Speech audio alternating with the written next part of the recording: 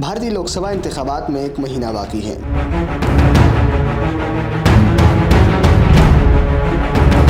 بھارتی وزیر اعظم اپنی شکست کا خوف مٹانے کے لیے تمام اونچے ہتھ کنڈوں پر اتر چکے ہیں۔ مودی نے کانگریس کے بینک اکاؤنٹس تو فریز کر دیے اور دلی میں اپنے سب سے بڑے حریف اروند کیجریوال کو گرفتار کروا دیا۔ اروند کیجریوال عام آدمی پارٹی کے سربراہ اور دہلی کے موجودہ وزیر اعلیٰ ہیں۔ کیجریوال کی گرفتاری پر بھارتی اپوزیشن سراپا احتجاج ہے۔ عام آدمی پارٹی پرعزم ہے کہ کیجریوال استعفیٰ نہیں دیں گے بلکہ جیل سے ہی حکومت چلائیں گے۔ عام آدمی پارٹی کا موقف ہے کہ مکمل انقلاب کے ذریعے مودی کی آمریت کو اکھاڑ پھینکنے کا وقت قریب ہے۔ کانگریسی رہنما راہل گاندھی نے کہا کہ ایک خوفزدہ ڈکٹیٹر جمہوریت کو مردہ کرنے کی کوشش کر رہا ہے۔ راہل گاندھی نے اکاؤنٹس منجمد کرنے پر لکھا کہ ہمارے پاس انتخابات کے لیے کوئی رقم نہیں، ہم اپنے امیدواروں کی حمایت کیسے کریں؟ بھارتی جمہوریت ایک جھوٹ ہے۔ بھارت میں در حقیقت کوئی جمہوریت پائی نہیں جاتی۔